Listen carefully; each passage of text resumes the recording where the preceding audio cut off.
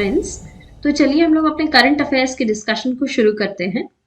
अभी recently world health organisation ने इनमें से कौन से डिजीज के नाम को चेंज किया है?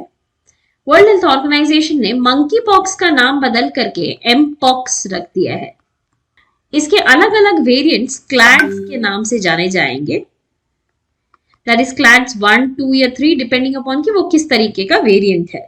ठीक है, इसके लिए एक वैक्सीन भी बनाई गई है जिसका नाम है इमवैनेक्स।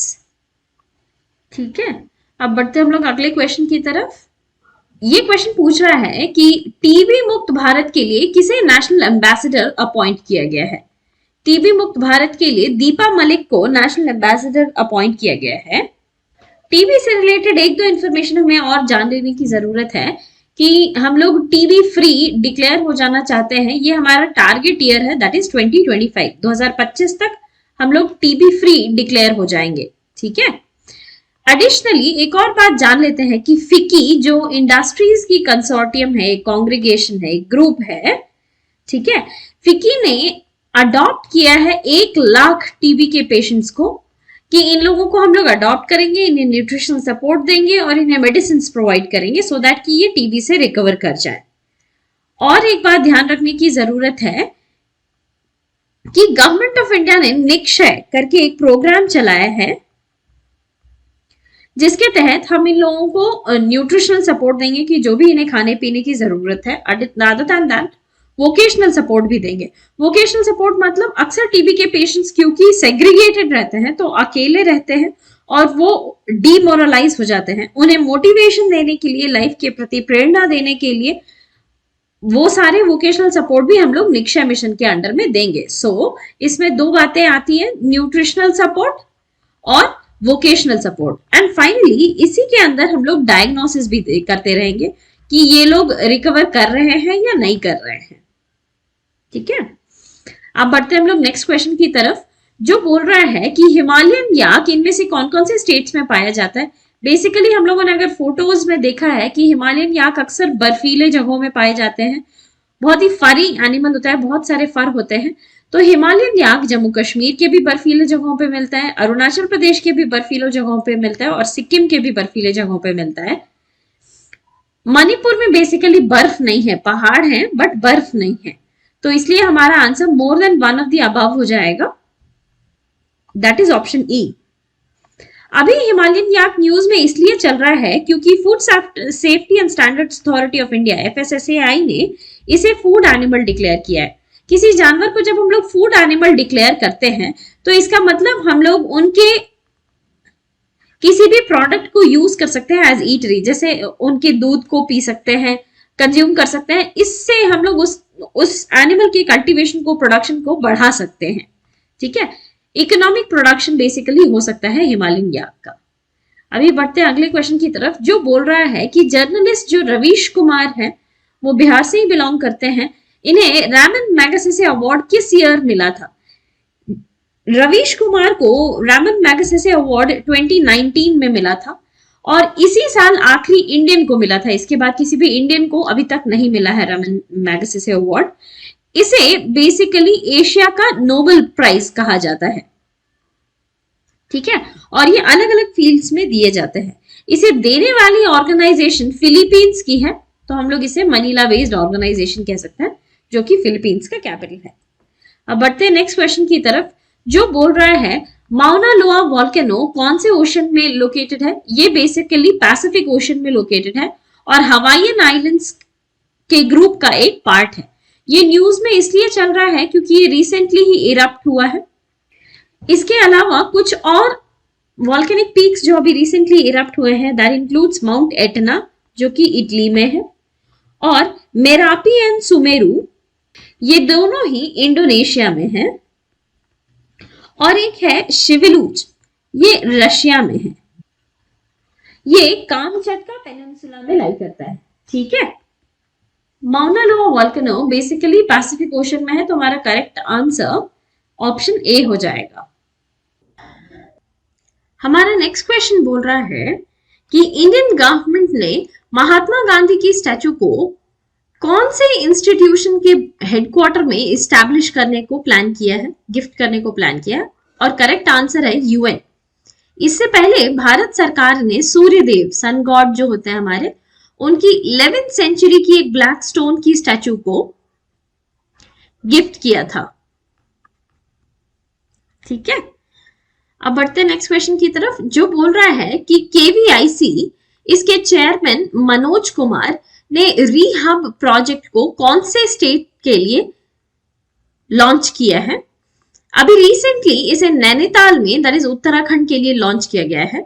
बेसिकली रिहैब प्रोजेक्ट में हम लोग क्या करेंगे कि हनी बीज को यूज करेंगे ह्यूमन हैबिटेशंस के बाहर में, विलेजेस में ह्यूमन हैबिटेशंस के बाहर में अगर हम लोग हनी बीज के बॉक्सेस को रखते हैं तो हाथी उस तरफ नहीं जाएंगे, उससे मैन एनिमल कन्फ्लिक्ट जो है उसे हम लोग रिड्यूस कर पाएंगे, बेसिकली हाथियों को बचा पाएंगे।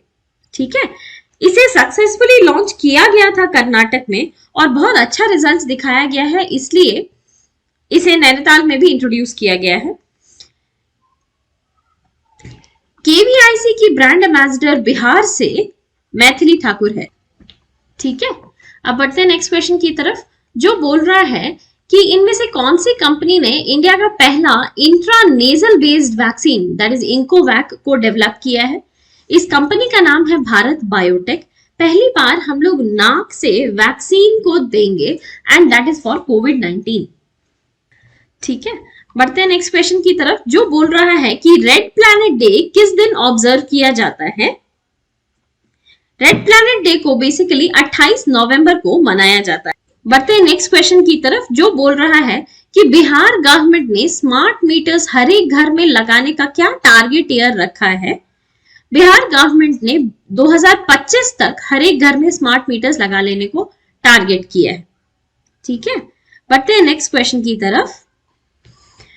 हमारा अगला सवाल बोल रहा है कि इंडिया ने G20 की प्रेसिडेंसी किस दिन से स्टार्ट की है? इंडिया ने G20 की प्रेसिडेंसी 1 दिसंबर 2022 से ही स्टार्ट कर दी है। जब इंडिया को प्रेसिडेंट डिक्लेयर किया गया था तो इंडिया G20 ट्रॉयका करके बोलते हैं, इसका मेंबर बन गया। G20 ट्रॉयका कहने का मतलब कि अभी कौन है president, that is current president, previous president और होने वाले प्रेसिडेंट अपकमिंग। ठीक है, तो इंडिया अभी अपकमिंग में था, अभी रिसेंटली ही ज्वाइन कर लिया है। इंडिया से पहले इंडोनेशिया से चेयरमैनशिप अज्यूम किया गया था और इंडोनेशिया से पहले इटली G20 के चेयरमैन थे। ओके, तो बातें हमें और G20 के बारे में जान लेने की जरूरत है, दैट इज कि ट्रेड वाइज हम लोग, दैट इज G20 अकेले ही 75%, 75% वर्ल्ड ट्रेड का होल्ड करता है और जीडीपी वाइज ये उससे भी ज्यादा, दैट इज 85% होल्ड करता है। पॉपुलेशन वाइज अगर देखा जाए तो ये 66%, दैट इज 2/3 पॉपुलेशन को G20 होल्ड करता है वर्ल्ड के। ठीक, बढ़ते हैं नेक्स्ट क्वेश्चन की तरफ, जो बोल रहा है under national clean air programme NCAP government ने PM, इसमें पर्टिकुलेट मैटर्स आते हैं, दैट इज 2.5B और 10B, पर्टिकुलेट मैटर के कंसेंट्रेशन को कितना परसेंट तक रिड्यूस करने को टारगेट किया है बाय 2026। तो इस टारगेट को अभी 40% कर दिया गया है। यहाँ एक खास बात गौर करने की ये है कि इसका पहले का टारगेट 20 to 30% रिडक्शन था बाय 2024। ठीक है, इसे 40% तो बढ़ा दिया गया है लेकिन साल भी बढ़ा दिया गया है, दैट इज 2026। ठीक है, बढ़ते हैं नेक्स्ट क्वेश्चन की तरफ, जो बोल रहा है कि कामचटका पेनिनसुला कौन सी कंट्री में लाई करता है? कामचटका पेनिनसुला रशिया लोकेशन है कामचटका पेनिनसुला का, जिसके साउथ में सी ऑफ ओखोस्टक है और इसके नॉर्थ में बेरिंग सी है। ठीक है, कामचटका पेनिनसुला इसलिए भी न्यूज में है क्योंकि यहाँ वोल्केनिक इरप्शंस हो रहे हैं, ये पैसिफिक रिंग ऑफ फायर का पार्ट है। एडिशनली ये पेट्रोलियम रिजर्व्स के लिए भी बहुत ही वेल नोन लोकेशन है। ठीक है, बढ़ते हैं नेक्स्ट क्वेश्चन की तरफ, जो बोल रहा है कि अभी रिसेंटली जियांग जेमिन ये एक्सपायर किए थे। He was the former president of which country? ये इनका इमेज है और जैसा हम लोग पीछे देख सकते हैं ये फ्लैग चाइना का है, तो ये फॉर्मर चाइनीज प्रेसिडेंट रह चुके हैं। ठीक है, जियांग जेमिन पहले चाइना के हेड ऑफ द स्टेट थे जिन्होंने इंडिया को विजिट किया था इन द ईयर 1996। ठीक है, तो ये एक बहुत इंपॉर्टेंट लीडर थे जो रिसेंटली ही एक्सपायर किए हैं। अभी बढ़ते हैं नेक्स्ट क्वेश्चन की तरफ, जो बोल रहा है कि बहुत ही रिसेंटली 5 नए स्पीशीज ऑफ ब्लैक कोरल्स को पाया गया है, ये कौन से सी में पाया गया है? करेक्ट आंसर इज कोरल सी। इसे बेसिकली ग्रेट बैरियर रीफ के पास पाया गया है, जो कि ऑस्ट्रेलिया के कोस्ट के बाहर पे पाया जाता है, और सी का नाम है कोरल सी। बाकी का लोकेशन भी देख लेते हैं। गल्फ ऑफ कच्छ हमारे यहाँ ही है, गुजरात में। इसके अलावा तस्मानिया सी, ये न्यूजीलैंड और ऑस्ट्रेलिया के बीच में बाउंड्री बनाता है। और रेड सी जो हमें पता है कि अरेबियन पेनिनसुला के और अफ्रीका के बीच में बाउंड्री बनाता है। एक और खास बात हमें ब्लैक कोरल्स के बारे में जान लेने की जरूरत है कि ये कार्निवोर्स होते हैं। ठीक है, अब बढ़ते हैं नेक्स्ट क्वेश्चन की तरफ, जो बोल रहा है कि ग्रेट बैरियर रीफ को वर्ल्ड हेरिटेज साइट कब डिक्लेयर किया गया था? इसे 1981 में ही वर्ल्ड हेरिटेज साइट डिक्लेयर कर दिया गया था। नेक्स्ट क्वेश्चन की तरफ बढ़ते हैं, जो बोल रहा है कि हॉर्नबिल फेस्टिवल को कौन से स्टेट में सेलिब्रेट किया जाता है? इसे नागालैंड में सेलिब्रेट किया जाता है। नागालैंड का एक बहुत ही फेमस फेस्टिवल है, that's by the name hornbill festival. ये हमारी बर्ड है हॉर्नबिल, नाम पे ये फेस्टिवल सेलिब्रेट किया जाता है। बढ़ते हैं नेक्स्ट क्वेश्चन की तरफ, जो बोल रहा है कि इनमें से रिसेंटली कौन सी कंपनी ने हाइड्रोजन पावर्ड एयरक्राफ्ट इंजन को सक्सेसफुली टेस्ट किया है? And the answer is Rolls Royce. ये एक ब्रिटेन बेस्ड कंपनी है जिसने हाइड्रोजन पावर्ड एयरक्राफ्ट इंजन को लॉन्च किया है। अभी रिसेंटली पूरे वर्ल्ड का emphasis on hydrogen as a fuel, hydrogen को फ्यूल की तरह यूज करने में पूरी दुनिया अभी लगी हुई है, और इसके लिए इंडिया ने भी नेशनल हाइड्रोजन मिशन चलाया है। ठीक है, सो हाइड्रोजन एज एनर्जी के फॉर्म में हम लोग कुछ और बातें जान लेते हैं कि केरला ने ड्राफ्ट मैप डिक्लेयर किया है फॉर ग्रीन हाइड्रोजन मैन्युफैक्चरिंग। अब ग्रीन हाइड्रोजन क्या होता है? ग्रीन हाइड्रोजन कहने का मतलब कि सिंपली पानी को हम लोग ब्रेक कर देते हैं दो पार्ट में for the release of hydrogen और ऑक्सीजन। ये ऑक्सीजन दूसरे मॉलिक्यूल ऑफ पानी के साथ कंबाइन करके ऑक्सीजन बना करके निकालते हैं। ठीक है, ये बहुत ही क्लीन फॉर्म ऑफ एनर्जी माना जाएगा, क्योंकि ये हाइड्रोजन को फ्यूल को की तरह यूज कर लिया जाएगा और ये ऑक्सीजन को रिलीज कर दिया जाएगा इन द एटमॉस्फेयर। ये किया कैसे जाता है? Is through the process of electrolysis. ठीक है, अभी इसके लिए हमें एनर्जी चाहिए, और ये एनर्जी केरला में क्या किया जा रहा है कि इनके कोचिन के एयरपोर्ट में सोलर फैसिलिटी है। इस सोलर फैसिलिटी को यूज करके वो लोग ये ब्रेक डाउन कर रहे हैं दो वाटर मॉलिक्यूल को to release hydrogen as well as oxygen. ठीक है, तो केरला ने ड्राफ्ट रोड मैप डिक्लेयर किया है फॉर ग्रीन हाइड्रोजन मैन्युफैक्चरिंग, और अपने ही एयरपोर्ट की सोलर फैसिलिटी को यूज करके वो लोग ग्रीन हाइड्रोजन को प्रोड्यूस भी कर रहे हैं। ठीक है, केरला में ही वहां की मेट्रो की फीडर बसेस हाइड्रोजन को ही यूज करेगी एज फ्यूल, ऐसा भी ड्राफ्ट मैप में डिक्लेयर किया गया है। अब बढ़ते हैं नेक्स्ट क्वेश्चन की तरफ, जो बोल रहा है कि यूनियन मिनिस्टर आर.के. सिंह ने 10 मोबाइल हेल्थ क्लिनिक को कौन से डिस्ट्रिक्ट ऑफ बिहार में रिलीज किया है या लॉन्च किया है? इसे बेसिकली भोजपुर में लॉन्च किया गया है। भोजपुर का लोकेशन देख लेते हैं। डिस्ट्रिक्ट वाइज इसका कैपिटल आरा पड़ता है, ये पटना के वेस्टर्न साइड में है।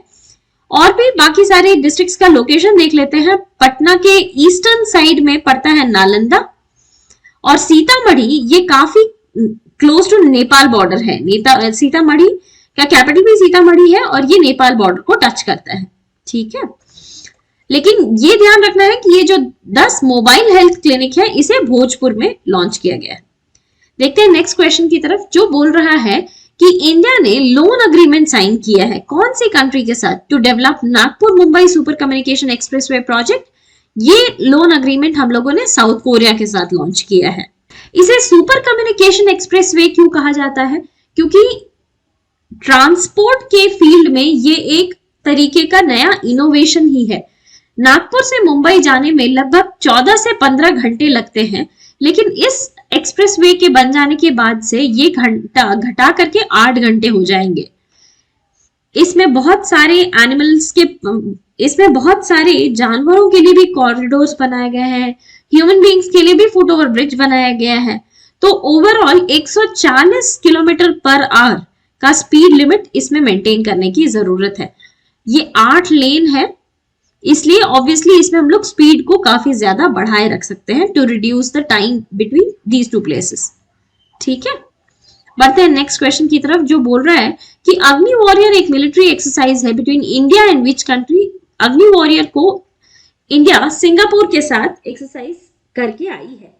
ठीक है, यहाँ पे कुछ और मिलिट्री एक्सरसाइजेस भी हम लोग देख लेते हैं। एक तो हमें नाम से समझ में आ जाना चाहिए, दिस इज विनबैक्स। ये वियतनाम और इंडिया के बीच का मिलिट्री एक्सरसाइज है। इंडियन कोस्ट गार्ड का अपना एक्सरसाइज है आईसीजी का, इसका नाम है सारेक्स। और इंडिया और जापान के भी बीच में मिलिट्री एक्सरसाइज हुई थी, इसका नाम था धर्मा गार्डियन। अब बढ़ते हैं नेक्स्ट क्वेश्चन की तरफ, जो बोल रहा है कि एसडीजी के हिसाब से हमारा targeted MMR, MMR stands for maternal mortality ratio, ये कहता है कि 1,00,000 लाइव बर्थ जब होते हैं तो इसमें कितनी मां मर जाती हैं, इसे हम लोग बोलते हैं हमारा MMR, that is maternal mortality ratio. और हमारे सस्टेनेबल डेवलपमेंट गोल्स के हिसाब से 2030 तक हमें कहां पहुंचना है, और हमें लेस देन 70 तक पहुंचना है। अभी हम लोग 130 से रिड्यूस करके 97 तक पहुंच चुके हैं। 97 पहुंच जाना मतलब लेस देन 100, और लेस देन 100 हमारा नेशनल हेल्थ पॉलिसी का टारगेट था। ठीक है, बढ़ते हैं नेक्स्ट क्वेश्चन की तरफ, जो बोल रहा है कि भोपाल गैस ट्रेजेडी में कौन सा गैस इन्वॉल्व था। This is a very important question, ये हमें डेफिनेटली ध्यान में रहना चाहिए। This was methyl isocyanate. बढ़ते हैं नेक्स्ट क्वेश्चन की तरफ, जो बोल रहा है विजय हजारे ट्रॉफी को कौन जीता है इस बार। सौराष्ट्र ने महाराष्ट्र को हराया है, तो हमारा करेक्ट आंसर सौराष्ट्र हो जाएगा। नेक्स्ट क्वेश्चन की तरफ बढ़ते हैं, जो बोल रहा है special bulletin on maternal deaths, इसके हिसाब से बिहार का एमएमआर कितना है अभी। बिहार का है एमएमआर 118 है अभी।